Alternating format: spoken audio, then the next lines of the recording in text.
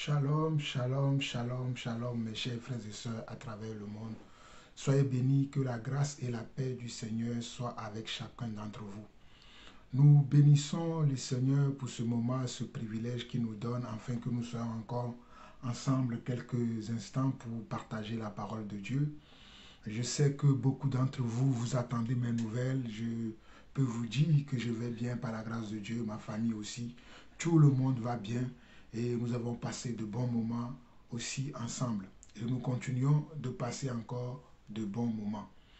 Alors, comme ça fait un bon bout de temps qu'on ne s'est pas vu, on ne s'est pas entretenu, le Seigneur m'a mis à cœur aujourd'hui un message pour nous encourager, nous tous, ou bien un message afin de voir quelle est la situation de notre foi, quel est l'état de notre cœur, quel est l'état de notre marche, comment est-ce que chacun d'entre nous se porte dans l'église ou dans la foi.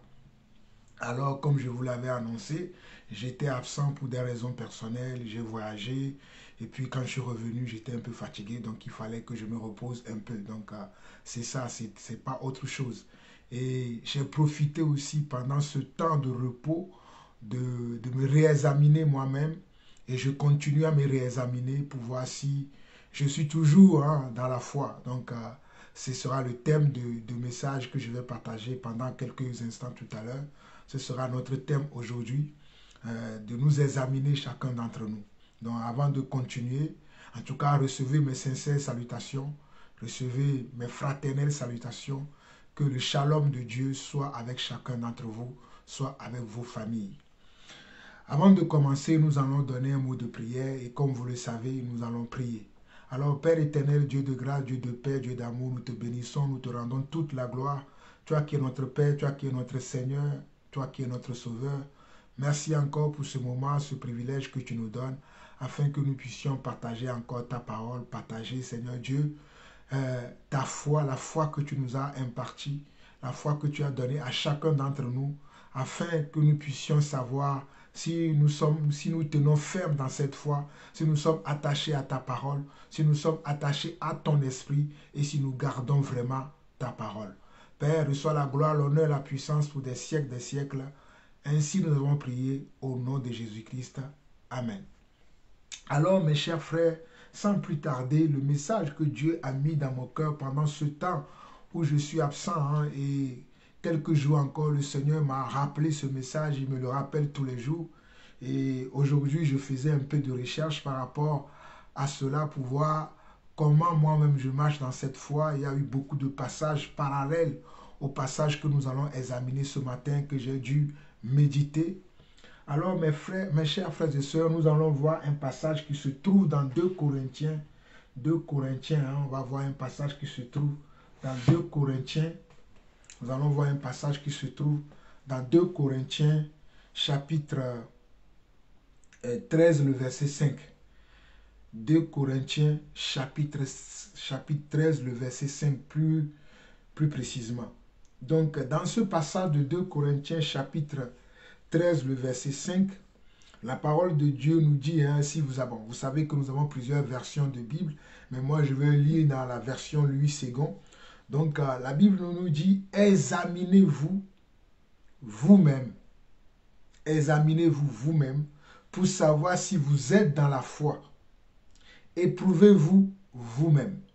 Donc, on va voir que le mot ou bien le terme qui a été employé, qui est examiner, qui vient du mot examen, faire un examen de soi-même pour savoir si vous êtes dans la foi.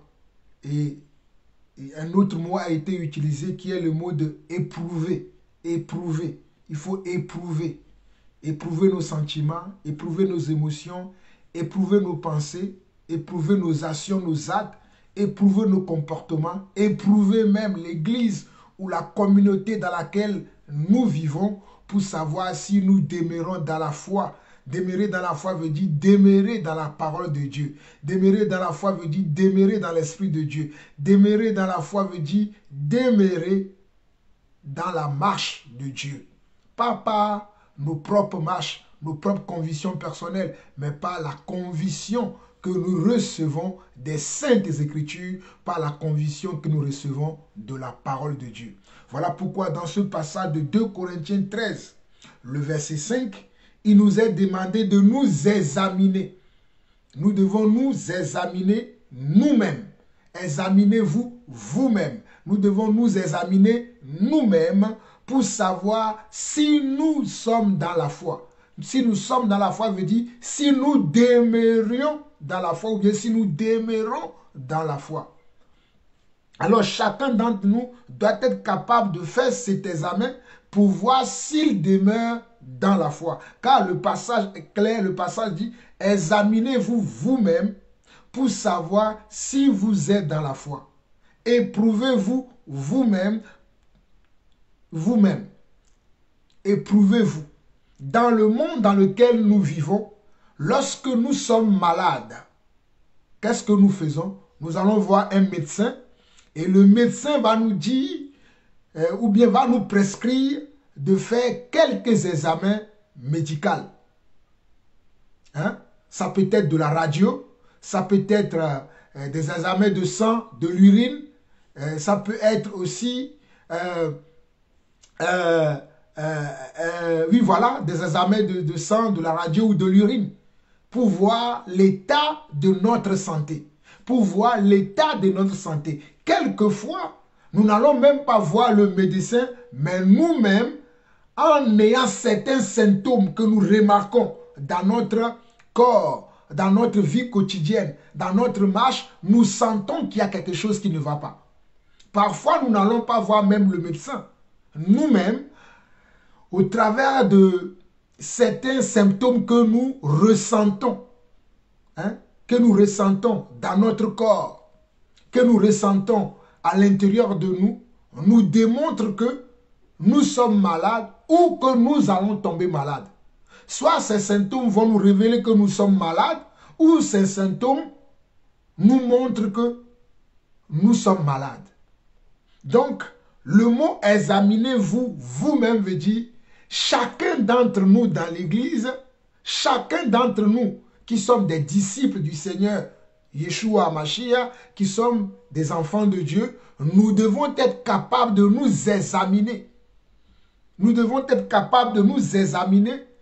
Quel est le but de cet examen? Pour savoir si nous avons une bonne santé spirituelle. Savoir si nous sommes dans la foi, cela veut dire pour savoir si nous avons une bonne santé spirituelle. Demeurer dans la foi veut signifier également avoir une bonne santé spirituelle. Car nous ne marchons pas par la vue, nous marchons par la foi. Non, nous ne marchons pas par la vue, nous marchons par la foi. Donc pour savoir si nous demeurons dans la foi comme cela se doit convenablement, il va falloir que nous nous examinions. Il faut que nous examinions comment nos comportements, il faut que nous examinions nos actions, il faut que nous examinions nos faits et gestes. Il faut que nous examinions nos comment. Il faut que nous examinions aussi nos ressentis, si nous sommes toujours dans la foi. Alors, voilà pourquoi la suite du verset dit, « Ne reconnaissez-vous pas que Jésus-Christ est en vous ?» Donc si, en faisant cet examen-là, tu ne ressens plus la présence du Seigneur Yeshua à l'intérieur de toi, il y a un problème. Parce que la suite du verset dit, « Ne reconnaissez-vous pas que Jésus-Christ est en vous ?» Donc le but de cet examen, ou bien le but de cette épreuve que nous allons faire pour voir si nous sommes dans la foi, hein, pour voir si nous demeurons dans la foi, le but de cette épreuve, c'est de voir si le Seigneur Jésus-Christ est toujours en nous. C'est de savoir si nous avons toujours le Seigneur en nous. Si nous avons toujours la présence de Dieu en nous. J'ai l'habitude de chanter avec mes enfants un cantique que nous chantons souvent, c'est que j'ai le Seigneur dans mon cœur, la joie est là.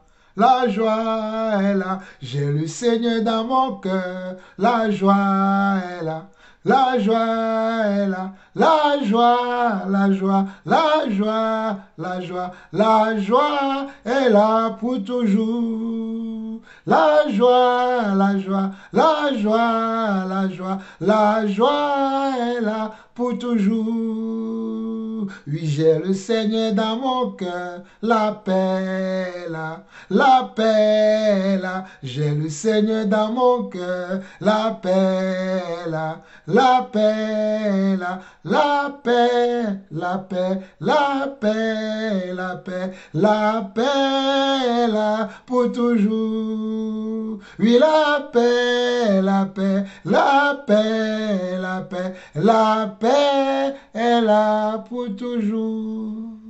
Donc, ce cantique que je chante souvent avec mes enfants, les paroles de ce cantique me signifient, ou bien me relatent l'état dans lequel je dois me trouver. Voilà pourquoi dans le cantique, nous chantons que nous avons le Seigneur dans notre cœur.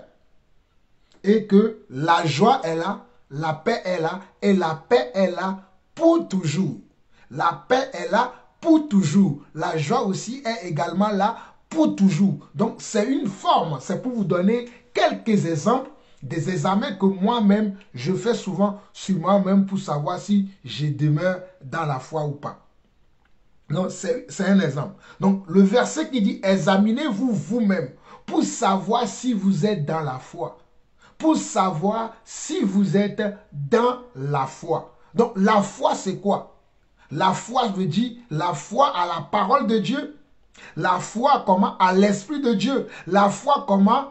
Aux enseignements de Dieu. La foi à la doctrine de Dieu. Parce qu'aujourd'hui dans l'église, nous avons plusieurs doctrines qui circulent dans l'église. Nous avons plusieurs paroles qui circulent dans l'église. Nous avons plusieurs choses qui se font dans plusieurs endroits au nom de la foi. Je répète encore cette phrase. Nous avons plusieurs choses, plusieurs enseignements, plusieurs pratiques qui se font dans certains milieux religieux, dans certains endroits où se réunissent les enfants de Dieu, ou bien entre guillemets, les gens qui croient qu'ils sont enfants de Dieu, mais qui n'ont rien à voir avec la vraie foi. Voilà pourquoi l'apôtre Paul, dans ce passage de 2 Corinthiens chapitre 5, 2 Corinthiens chapitre 13, le verset 5, 2 Corinthiens chapitre 13, le verset 5, il conseillait, il exhortait les Corinthiens à s'éprouver soi-même, à s'éprouver eux-mêmes pour savoir s'ils sont toujours dans la foi. S'ils demeurent toujours dans la foi. Dans la foi veut dire dans la doctrine de Christ. Je répète encore, dans la foi veut dire dans la doctrine de Christ, dans les enseignements de Christ, dans les pratiques que le Seigneur Jésus a données aux apôtres et que ensuite les apôtres ont transmis à l'église. Est-ce qu'ils demeurent toujours dans ces choses-là? Et la foi, si nous regardons dans Hébreux chapitre 11, Hébreux chapitre 11, qui dit, or, Hébreux chapitre 11, le verset 1 qui dit, or la foi est une ferme assurance des choses qu'on espère, une démonstration de celles qu'on ne voit pas. Or la foi est une ferme assurance. Or, la foi est une ferme assurance. Or, la foi est une ferme assurance des choses qu'on espère. Des choses qu'on espère, ce sont la parole de Dieu que nous espérons voir s'accomplir dans notre vie. Les choses que nous espérons, ce sont les enseignements de Dieu dans lesquels nous marchons. C'est ça la foi. Et il continue, une démonstration de celle qu'on ne voit pas. Lorsque tu vas marcher selon la démonstration de ta foi, il y aura peut-être des choses que tu ne vas pas voir. Il y aura peut-être des choses que tu ne vas pas ressentir. Il y aura peut-être des choses dont tu ne seras pas conscient. Mais la suite du verset dit, pour l'avoir possédé, les anciens ont obtenu un témoignage favorable. Les anciens ont obtenu un témoignage favorable. Donc, or, la foi qui est une faible assurance des choses qu'on espère, une démonstration de celles qu'on ne voit pas. Pour l'avoir possédée, les anciens ont obtenu un témoignage favorable. Les anciens me disent, nos dévanciers de la foi, nos dévanciers qui ont obtenu, comment? Ce témoignage de la part du Seigneur, qu'ils sont dans la foi, qu'ils demeurent dans la foi. Dieu a remarqué, Dieu a vu que chez eux, ils avaient comment? Une faible assurance des choses qu'ils espéraient. Une démonstration des choses qu'ils ne voyaient pas. Voilà pourquoi le verset 3 dit, c'est par la foi que nous reconnaissons que le monde a été formé par la parole de Dieu, en sorte que ce qu'on voit n'a pas été fait de choses visibles.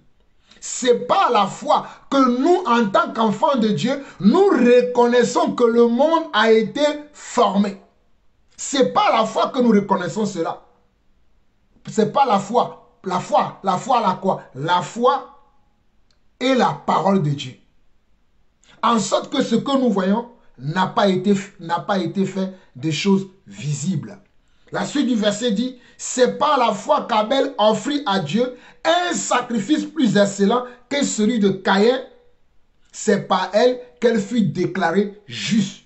Dieu approuvant ses offrandes, et c'est par elle qu'il parle encore, quoique mort. Vous voyez, Abel avait été tué après par son frère Caïn par rapport à ce sacrifice que Abel avait donné à Dieu. Ce sacrifice qui est un sacrifice excellent que Dieu a agréé. C'est pas la foi qu'Abel avait donné cela à Dieu. C'est pas la foi qu'Abel a offert. Ou bien c'est pas la foi qu'Abel a offert ce sacrifice à Dieu. Et Dieu l'a agréé. Et même quand il était mort, son sacrifice témoignait à sa faveur. Parce que le verset dit, c'est pas, nous sommes dans 1 Corinthiens, Hébreux chapitre 11, le verset 4 qui dit, c'est pas la foi qu'Abel offrit à Dieu un sacrifice plus excellent que celui de Caïn. C'est par elle qu'il fut déclaré juste, Dieu approuvant ses offrandes, et c'est par elle qu'il parle encore, quoique mort. Donc, même la mort, même quand Abel était mort, son sacrifice parlait encore devant le trône de Dieu. Dieu recevait encore le témoignage d'Abel que Abel était comment? Était un homme de foi, était un homme qui était ferme, était un homme qui marchait avec assurance. On nous dit encore dans le verset 5 que c'est pas la foi qu'Enoch fut enlevé pour qu'il ne vit point la mort et qu'il ne parut plus parce que Dieu l'avait enlevé, car avant son enlèvement, il avait reçu le témoignage qu'il était agréable à Dieu. Regardez bien, c'est pas la foi qu'Enoch fut enlevé. La foi d'Enoch a été comment? A été le canal que Dieu a utilisé pour l'enlever. Regardez bien le passage. C'est pas la foi qu'Enoch fut enlevé pour qu'il ne vit point la mort. Enoch avait une foi aussi merveilleuse, une foi aussi extraordinaire, une foi aussi convaincante, une foi aussi remplie d'assurance, une foi aussi remplie d'espérance et de fermeté, que Dieu l'a enlevé afin qu'il ne vit point la mort, afin qu'il ne passe pas par la mort de la chair, afin qu'il ne passe pas par la mort de la chair. Waouh, quel témoignage! Et le verset 6 de ce passage nous dit, or, sans la foi, il est impossible de lui être agréable. Or, sans la foi, il est impossible de lui être agréable, car il faut que celui qui s'approche de Dieu croit que Dieu existe et qu'il est le rémunérateur de ceux qui le cherchent. Or, regardez bien, or, sans la foi, ça veut dire cependant, sans la foi, certes, sans la foi, Nonobstant, sans la foi, il est impossible de lui être agréable. Il est impossible qu'on soit agréable à Dieu si nous ne demeurions pas dans la foi. Si nous ne sommes pas fermes dans la foi, il est impossible que nous soyons agréables à Dieu.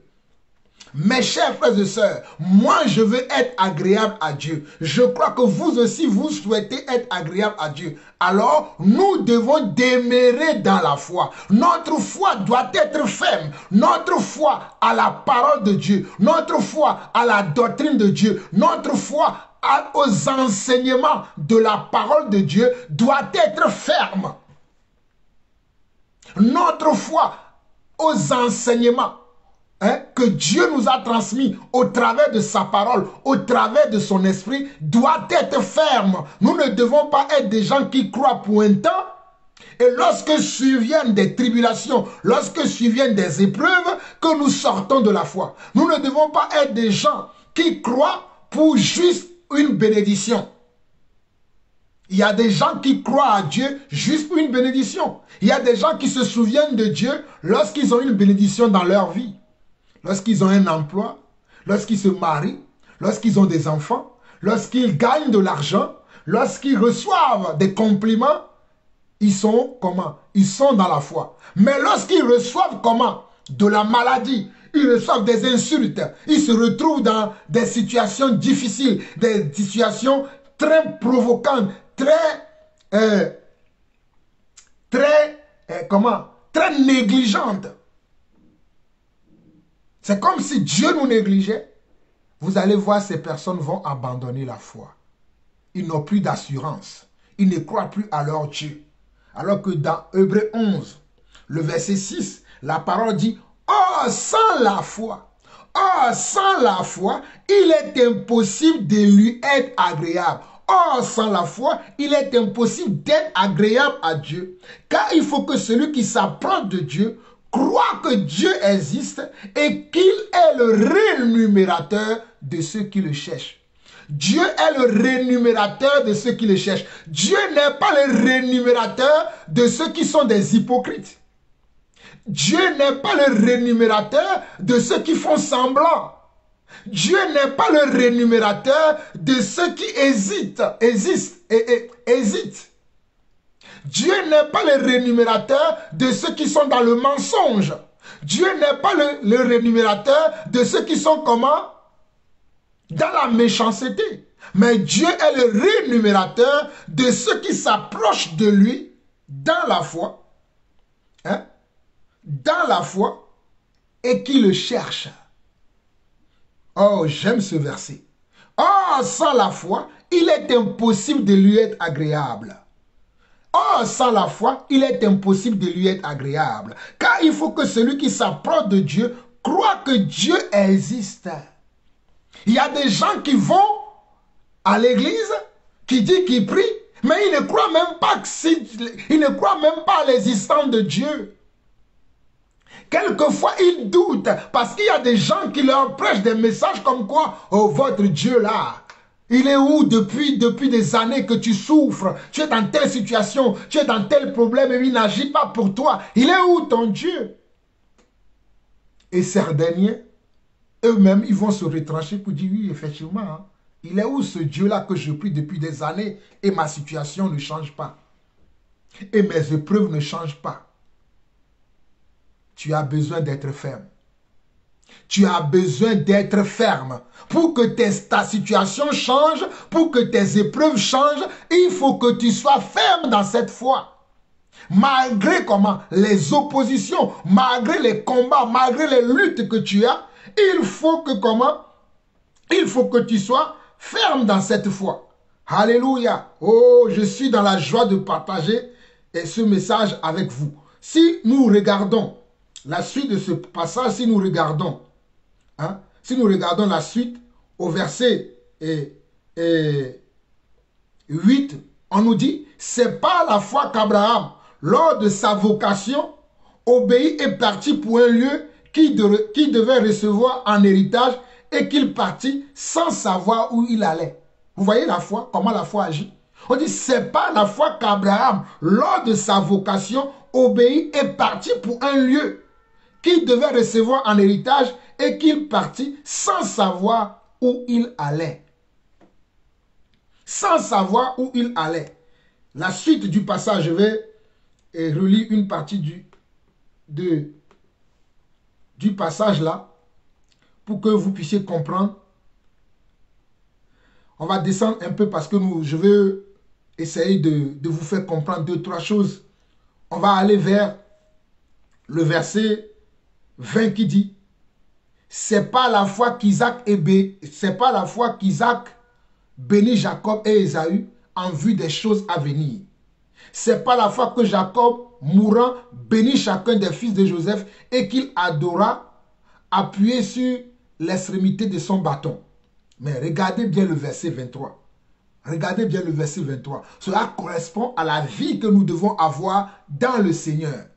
On dit, c'est pas la foi que Moïse, à sa naissance, fut caché pendant 3 mois par ses parents parce qu'il vit que l'enfant était beau et qu'il ne craignit pas l'ordre du roi.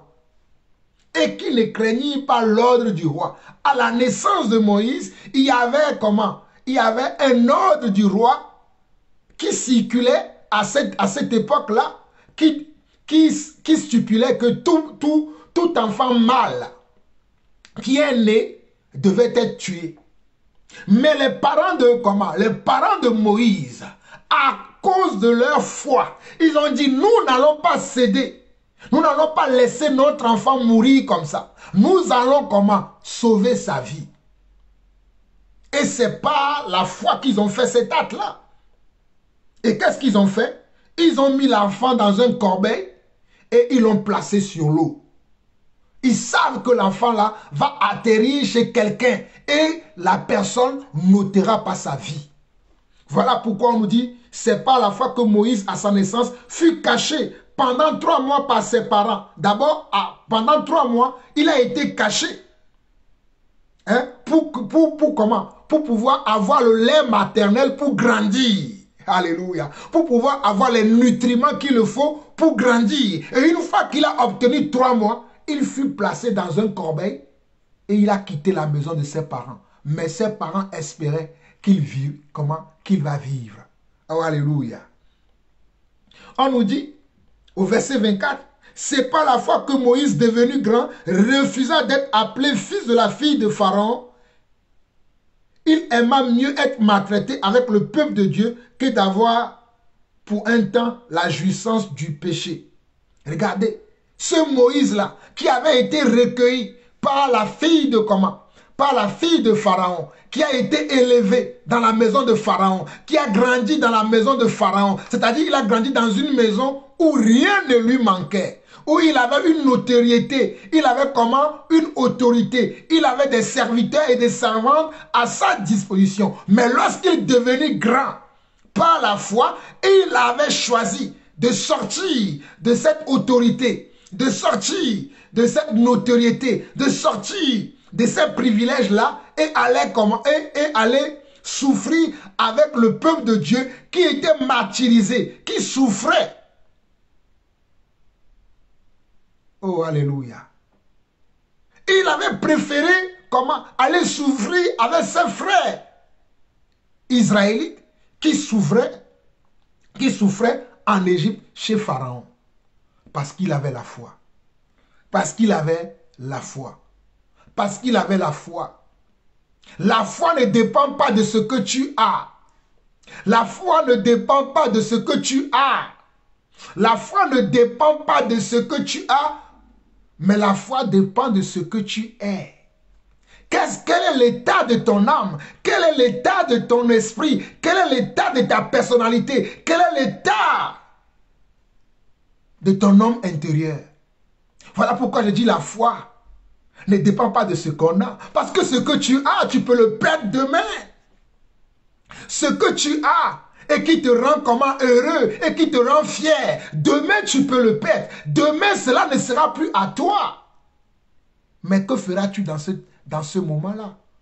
Voilà pourquoi on nous dit, oh alléluia, Hébreux 11, le verset 24, on nous dit que c'est pas la foi que Moïse, devenu grand, oh, une famille de foi. Ses parents par la foi, à sa naissance, l'ont préservé.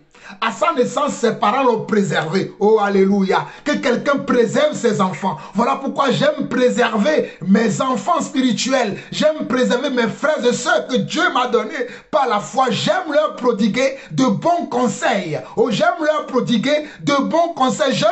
J'aime leur montrer la voie de Dieu. Alléluia. Les parents de Moïse l'ont préservé. Et une fois qu'ils l'ont préservé, il est arrivé à un âge où il peut vivre. Peu importe les épreuves qui seront sur sa route, ils l'ont mis dans une corbeille, ils l'ont mis sur l'eau et la fille de Pharaon l'a recueilli. Il a grandi dans la maison de Pharaon avec une notoriété, avec une autorité, avec comment une plaisance dans la vie, une aisance dans la vie. Il était bien, il était un homme respecté. Il était un homme comment respecté dans la famille de Pharaon, sa famille d'adoption. Mais lorsqu'il est devenu grand, il préféra quitter cette famille. Il préféra se retirer de cette famille et aller souffrir, comment? Avec ses frères, les Israélites, qui étaient, comment? Les esclaves de Pharaon. Oh, alléluia, le verset dit, c'est pas la fois que Moïse, devenu grand, refusa d'être appelé fils de la fille de Pharaon, aimant mieux être maltraité avec le peuple de Dieu que d'avoir pour un temps la jouissance du péché. Que d'avoir pour un temps la jouissance du péché. Que d'avoir pour un temps la jouissance du péché. Aujourd'hui, la plupart de nos frères sont dans la jouissance du péché pour un temps. La plupart des serviteurs de Dieu aujourd'hui sont dans la jouissance du péché pour un temps. La plupart des églises sont dans la jouissance du péché pour un temps. La plupart des enfants de Dieu sont dans la jouissance du péché pour un temps. La plupart, oh my God, Seigneur, parle à quelqu'un. Seigneur, touche le cœur de quelqu'un aujourd'hui. La plupart des enfants de Dieu aujourd'hui sont dans la jouissance du péché pour un temps. C'est juste pour un temps. Ce que tu vis là, c'est juste pour un temps. Ce que tu espères, ce que tu crois, ce que tu désires ardemment avec tout ton cœur là, c'est juste pour un temps. Mais est-ce que tes désirs, est-ce que tes choix, est-ce que tes décisions sont conformes à la foi? Est-ce que tes décisions, est-ce que tes choix, est-ce que comment toutes les décisions que tu prends, tous les choix que tu fais, sont-elles conformes à la foi? Oh, alléluia! Mon ami, mon frère, ma soeur, j'ai une question pour toi. Quel est l'état de tes décisions? Quel est l'état de tes choix? Quel est l'état de tes comportements, de tes actions? Oh my God! Est-ce que tu agis par la foi? Ou tu agis juste pour jouir de quelque chose, juste pour obtenir quelque chose? Agis-tu dans la foi ou bien tu agis juste pour obtenir quelque chose, juste pour obtenir une notoriété peut-être, une gloire de ce monde peut-être, une reconnaissance de ce monde peut-être? Mais agis-tu dans la foi? Marches-tu dans la foi? Marches-tu selon les principes de Dieu? Marches-tu selon la parole de Dieu? Parce qu'aujourd'hui, pour marcher selon la parole de Dieu, il n'y a pas beaucoup de personnes qui vont t'écouter. Il n'y a pas beaucoup de personnes qui vont te suivre. Il n'y a pas beaucoup de personnes qui vont qui vont t'applaudir. Il n'y a pas beaucoup de personnes qui vont croire à ce que tu dis. Certains diront comme, qu'est-ce qui lui arrive ce monsieur? Certains diront, qu'est-ce qui lui arrive cette femme? Quand je le connaissais, il n'était pas ainsi. Quand je le connaissais, il n'agissait pas comme cela. Qu'est-ce qui lui arrive aujourd'hui? Parce que tu as changé comment? Ta manière. Tu veux être ferme dans la foi. Tu veux être ferme dans la justice selon Dieu. Tu veux être ferme dans ta marche avec Dieu. Mais les gens vont essayer de te décourager. Les gens vont essayer de te sortir de la volonté de Dieu. Mais le passage de 2 Corinthiens 13, 2 Corinthiens 13, le verset 5, où nous avons commencé, dit, examinez-vous vous-même pour savoir si vous êtes dans la foi. Examinez-vous vous-même pour savoir si vous êtes dans la foi. Éprouvez-vous vous-même Éprouvez-vous vous-même, et ces épreuves dont je parlais tout à l'heure, ce sont les épreuves que vous aurez dans la vie. Mais quel sera l'état de votre cœur? Pendant que tu traverses une épreuve dans cette vie, quel est l'état de ton cœur? Accuses-tu le Seigneur? Parce que tu traverses une telle épreuve, est-ce que tu accuses Dieu? Est-ce que tu accuses ton Créateur parce que tu traverses des moments difficiles, parce que tu traverses des épreuves? Il y avait une sœur que je connaissais, que lorsqu'il traversait toujours des moments difficiles, elle avait l'habitude de se plaindre pour dire au Seigneur, pourquoi le Seigneur m'a abandonné? Depuis que moi je crois au Seigneur, je ne vis que des difficultés, je ne vis que des problèmes, je n'ai jamais eu de répit. Mais qui t'a dit que lorsque tu crois au Seigneur, tu n'auras pas de moments que tu vas vivre que la paix tout le temps, que tu vas vivre que la joie tout le temps? Il y aura des moments où tu seras dans la tristesse. Il y a des moments où tu seras dans une tristesse profonde. Mais tu dois l'accepter. Mais la plupart d'entre nous aujourd'hui, nous ne voulons pas subir la tristesse. Nous ne voulons pas subir des moments où nous sommes dans l'épreuve, où tout est contre nous, où tout nous menace, où tout... C'est comme si nous sommes dans un feu. Oh, tu veux toucher à cette porte, la porte se ferme. Tu veux t'accrocher à une branche, la branche se détache de l'arbre. Tu veux appeler quelqu'un que tu connais afin que la personne te porte de l'aide, la personne ne t'écoute même pas. Tu l'appelles, tu n'as pas de ses nouvelles. Ou tu vas le voir, il te raconte des balivernes. Aujourd'hui, parce que les gens veulent demeurer toujours dans ce monde de péché et jouir du péché, les gens oublient la parole de Dieu. Les gens mettent Dieu de côté. Tu vas leur dire, est-ce que c'est ce que la parole dit? Ils vont te dire, ah mon ami, ça fait des années que moi j'attends. Ah, Dieu même comprendra. Dieu comprend sa parole, mon frère. Oh, Dieu comprend sa parole, mon frère. Dieu comprend sa parole. Voilà pourquoi la suite du verset dit, ne reconnaissez-vous pas que Jésus-Christ est en vous, à moins que vous ne soyez réprouvés. À moins que vous ne soyez réprouvés veut dire, à moins que vous ne soyez rejetés. Ne reconnaissez-vous pas que Jésus-Christ est en vous? Mon frère, ma soeur, où que tu sois, ne reconnais-tu pas que Jésus-Christ est en toi? Mon frère, ma soeur, où que tu sois, ne reconnais-tu pas que Jésus-Christ est en toi? Mon frère, ma soeur, ne reconnais-tu pas que Jésus-Christ est en toi? Alors examine-toi, examine ta marche, examine ton comportement, examine tes pensées, examine tes émotions, examine tes sentiments, examine ce que tu fais. Examine ce que tu dis sur tes frères et sœurs. Examine ce que tu dis sur les serviteurs de Dieu. Examine ce que tu dis sur la parole de Dieu. Pour voir, est-ce que tu tiens des propos comment? Des propos sensés ou des propos insensés? Est-ce que tes comportements sont sensés ou tes comportements sont des comportements insensés? Est-ce que tes comportements sont un comportement de quelqu'un qui est ferme dans la foi ou ton comportement est un comportement de quelqu'un qui est incrédule? Est-ce que nous demeurons crédules dans la foi? Est-ce que nous sommes crédules dans la foi de Dieu? C'est le message que Dieu m'a mis à cœur. C'est dans cet examen que moi-même, je suis tous les jours que Dieu fait. Et en faisant cet examen, oh alléluia, Dieu m'a montré, alléluia, que mon fils, tu demeures dans la foi malgré les épreuves que tu as.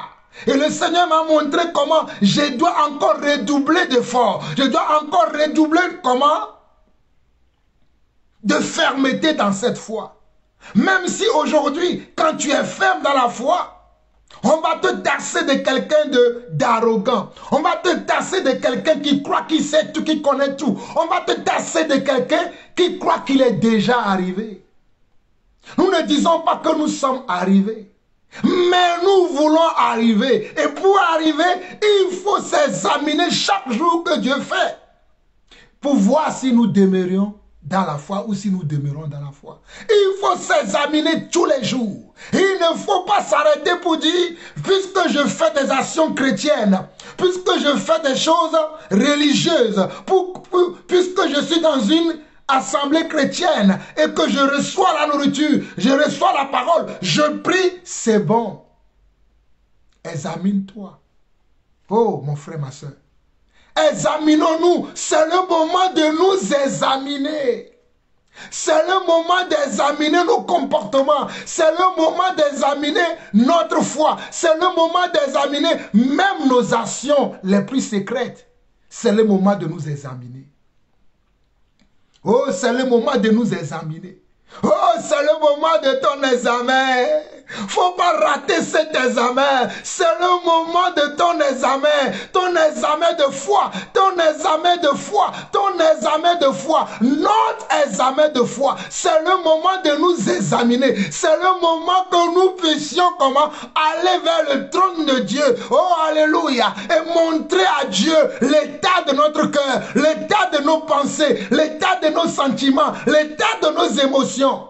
Parce que le monde va à sa perte. Le monde va à sa perte. Le monde va à sa perte. Les temps sont difficiles. Nous vivons la fin des temps. Les choses deviennent de plus en plus difficiles. La marche dans la foi devient de plus en plus difficile. La marche selon les saintes écritures devient de plus en plus difficile. La marche selon la parole de Dieu devient de plus en plus difficile. Mais la marche selon la chair est beaucoup plus facile. La marche selon la chair est beaucoup plus facile de nos jours. La marche d'après la chair est beaucoup plus facile de nos jours. Oh, alléluia. Oh, alléluia. Mon frère, David dira dans le psaume 17, verset 3. David dira des versets qui sont des versets parallèles au verset de 2 Corinthiens 13, verset 5. David dira dans le psaume 17, verset 3. Il dira ceci. Si tu sondes mon cœur, si tu le visites la nuit, si tu me prouves, tu ne trouveras rien. Ma pensée n'est pas autre chose que ce qui sort de ma bouche. Regardez les propos de David. David dira dans le psaume 17, le verset 3. Si tu sondes mon cœur éternel, si tu le visites la nuit, si tu me prouves, tu ne trouveras rien. Ma pensée n'est pas autre chose que ce qui sort de ma bouche. Dans le psaume 26, le verset 2, David dira encore, sonde-moi, Éternel, éprouve-moi, fais passer au creuset mes reins et mon cœur. Voilà comment on peut s'éprouver. David dira, sonde-moi, Éternel, éprouve-moi, fais passer au creuset mes reins et mon cœur. Psaume 26, le verset 2, David dit, sonde-moi, Éternel, éprouve-moi, fais passer au creuset mes reins et mon cœur.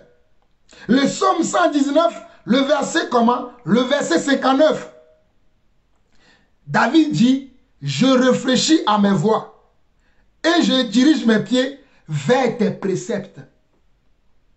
Je réfléchis à mes voies et je dirige mes pieds vers tes préceptes. Oh, alléluia. Que quelqu'un entend ce message.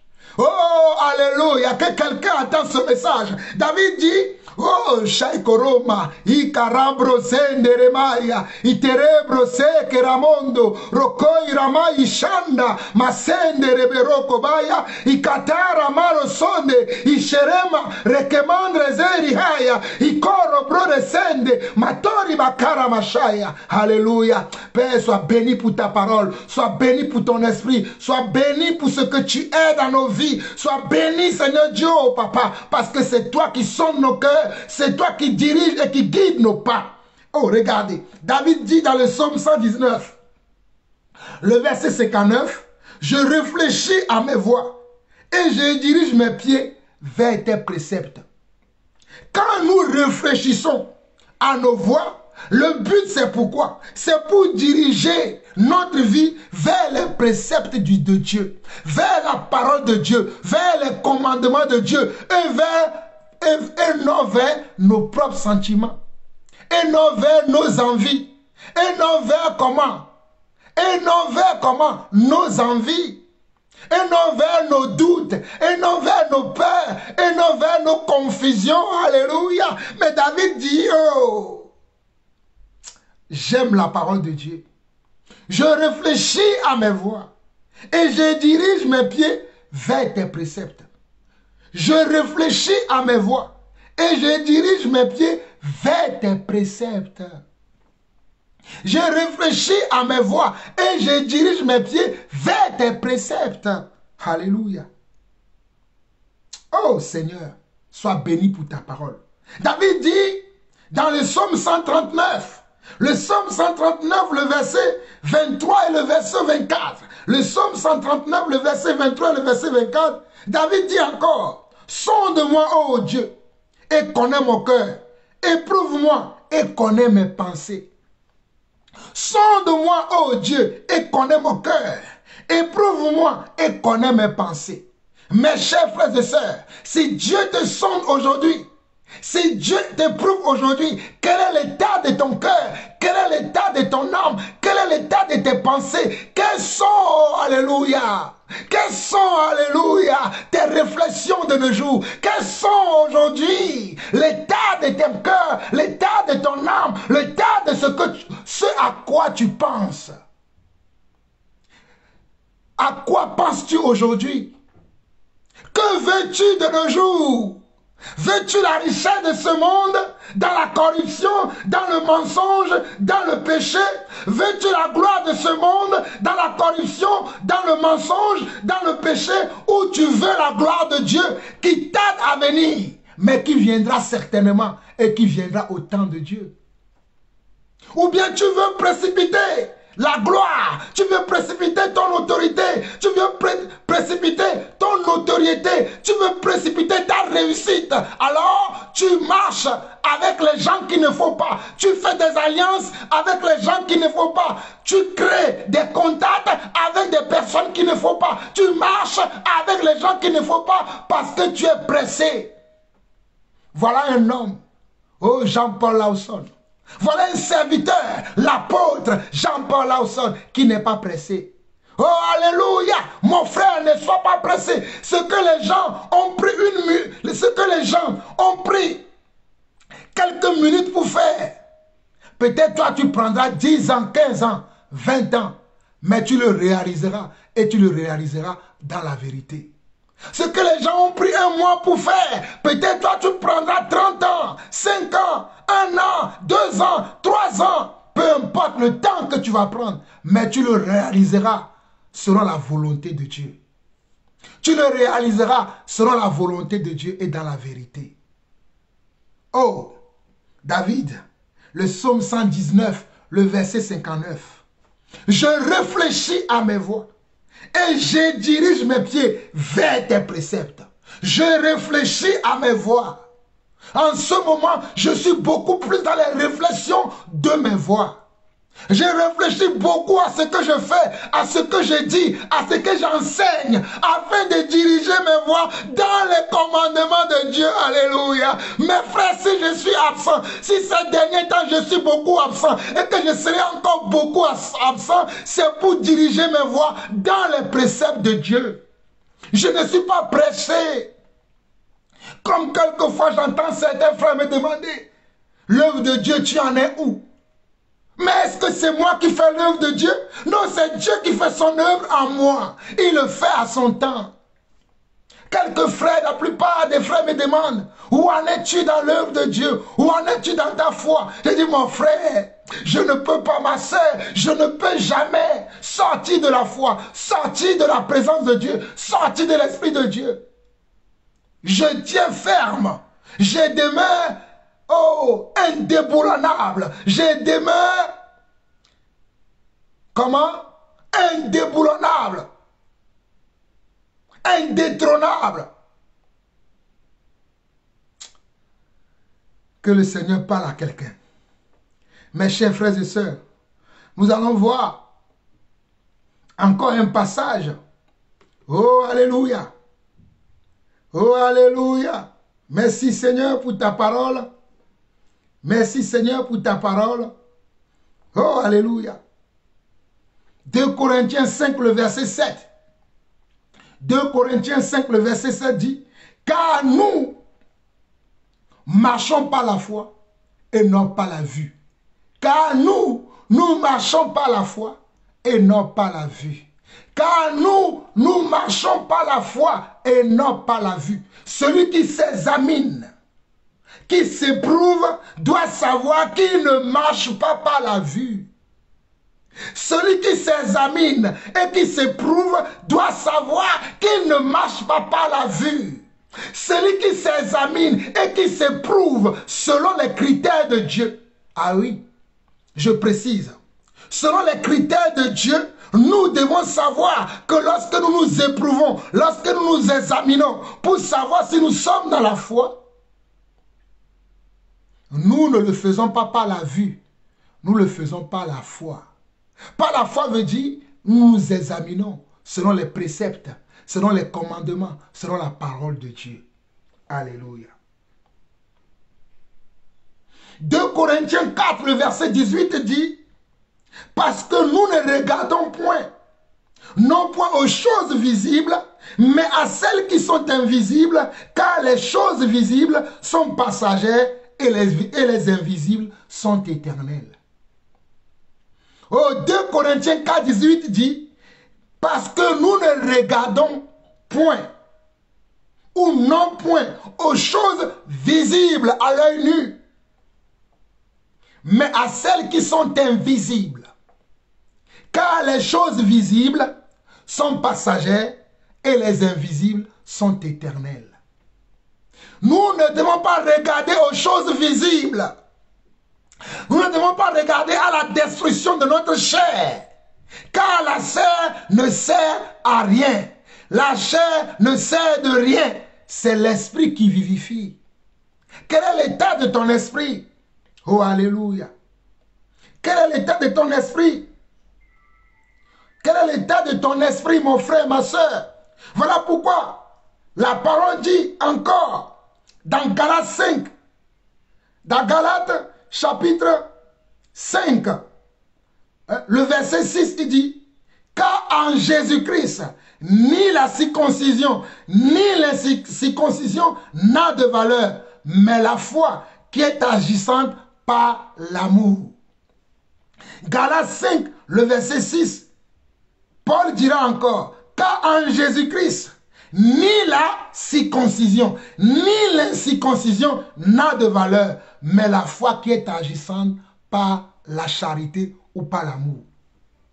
En Jésus-Christ, ni la circoncision, ni l'incirconcision. La circoncision aujourd'hui, on peut le considérer comme j'ai de la connaissance. Je connais tout, je sais tout. Et quelqu'un qui sait que peu de choses, hein, ça n'a pas de valeur. Mais quelle est la foi que tu déploies, que tu mets en œuvre, que tu mets en application par rapport au peu ou bien à ce beaucoup de connaissances que tu as? Quelle application fais-tu de cela? Quelle application fais-tu de cela dans ta vie de tous les jours, dans ta marche? Quelle application fais-tu de ces propos-là, de ces paroles-là?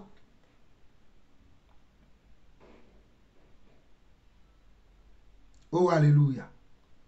Mes chers frères, voilà pourquoi la parole nous dira encore,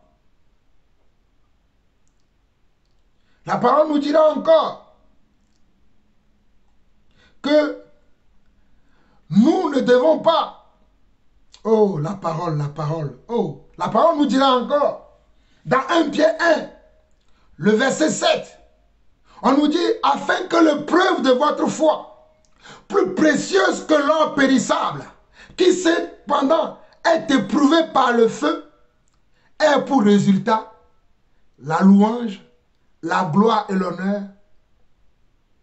lorsque Jésus-Christ apparaîtra.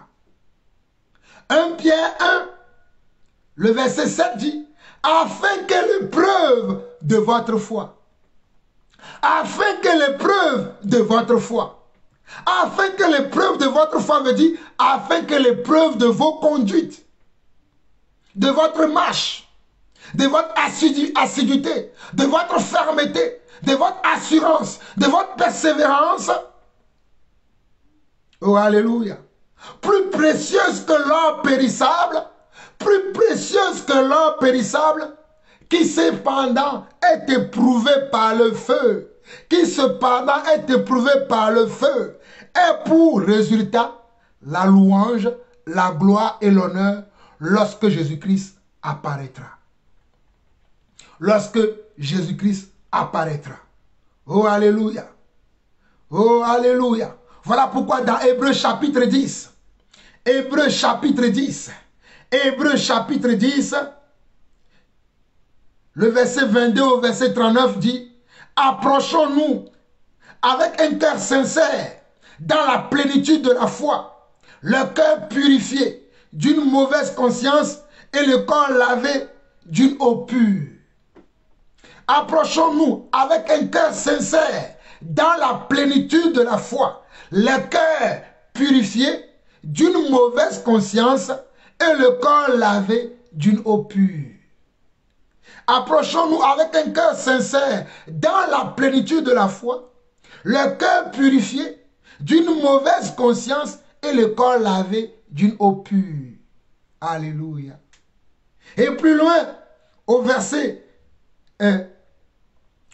39 d'Hébreux 10, au verset 39 d'Hébreux 10, il dit, nous ne sommes pas de ceux qui se retirent pour se perdre, mais de ceux qui ont la foi pour sauver leur âme. Nous ne sommes pas de ceux qui se retirent pour se perdre, mais de ceux qui ont la foi pour sauver leur âme. Nous ne sommes pas, oh alléluia, nous ne sommes pas de ceux qui se retirent pour se perdre, mais de ceux qui ont la foi pour sauver leur âme. Un dernier passage aujourd'hui, afin que nous terminions. Il y a tellement de passages, il y a tellement beaucoup de passages. Oh, alléluia. Peut-être je reviendrai encore sur ce message d'examen, de nous examiner. De Romains 8, le verset 24 dit, car c'est en espérance que nous sommes sauvés. Car c'est en espérance que nous sommes sauvés. Or, l'espérance qu'on voit n'est plus espérance. Ce qu'on voit, peut-on l'espérer encore? Regardez, or, l'espérance qu'on voit n'est plus espérance. Car ce qu'on voit, peut-on l'espérer encore? Parce que c'est en espérance que nous sommes sauvés. Mais bien aimés, chers frères et sœurs à travers le monde, j'aurais voulu continuer encore ce passage à partager avec vous. Mais je me suis fixé un objectif qui est de ne pas dépasser 1 heure d'enseignement, 1 heure d'exhortation. Alors je vais m'arrêter là pour vous encourager, chacun d'entre vous, à vous examiner. Chacun d'entre nous doit être capable de s'examiner, de s'éprouver, pour voir si elle demeure toujours dans la foi, si elle demeure toujours dans la parole de Dieu, si elle demeure toujours dans la discipline de Dieu, si elle demeure toujours dans les préceptes de Dieu, si nous demeurions toujours dans la communion avec les Saintes Écritures ou dans la communion avec le Saint-Esprit. La communion que nous devons avoir, qui va prouver et qui fera que nous aurons un avis favorable, qui fera que nous aurons le témoignage de Dieu, tel que nous avons vu tout à l'heure dans Hébreux chapitre 11. C'est la manière dont nous marchons dans cette foi, la manière dont nous gardons les préceptes de Dieu, la manière dont nous pratiquons la parole de Dieu, la manière dont nous gardons les commandements de Dieu, nous chérissons la parole de Dieu, car de nos jours, la parole de Dieu ne sert de rien dans les assemblées. Croyez-moi, de nos jours, la parole de Dieu ne sert de rien dans les assemblées. De nos jours, la parole de Dieu ne valent rien pour certains enfants de Dieu. Aujourd'hui, pour certains, la Bible doit être révisitée. Pour certains, la parole de Dieu doit être révisitée. Mais je me souviens d'une parole du Seigneur. Je me souviens d'une parole du Seigneur qui dit, si vous m'aimez, gardez mes commandements. Si vous m'aimez, gardez mes commandements. Si vous m'aimez, gardez mes commandements. Si vous m'aimez, gardez mes commandements. Si vous m'aimez, gardez mes commandements. Et si tu aimes Dieu, garde la parole de Dieu. Si tu dis que tu aimes Dieu, garde la parole de Dieu. Si nous disons que nous sommes des enfants de Dieu, gardons la parole de Dieu. Alors, mes bien-aimés, chers frères et sœurs, nous allons nous arrêter aujourd'hui ici, là, aujourd'hui, et nous nous retrouverons très prochainement, selon que Dieu nous fera encore grâce. Soyez bénis. Vous avez écouté votre frère, le serviteur, l'apôtre Jean-Paul Lausson. Soyez bénis. Shalom, shalom, shalom.